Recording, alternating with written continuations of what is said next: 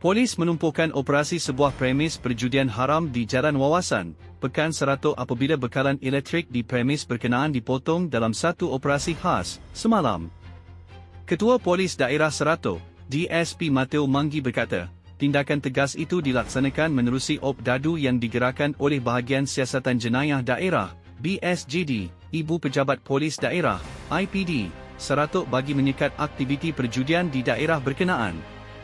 Mateo menambah, operasi berkenaan diketuai oleh INSP Henry Muji bersama-sama anggota BSJD IPD Serato dengan kerjasama pihak penguatkuasa Sesko Cawangan Serato. Katanya, pihak berkuasa mengambil langkah memotong sumber kuasa elektrik di premis terbabit sebagai usaha menghalang aktiviti perjudian daripada diteruskan.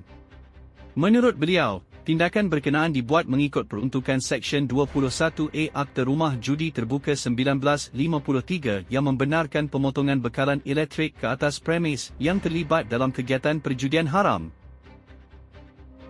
Dapatkan e-akhbar Suara Sarawak dan News Sarawak Tribune percuma di Play Store dan Google Play sekarang.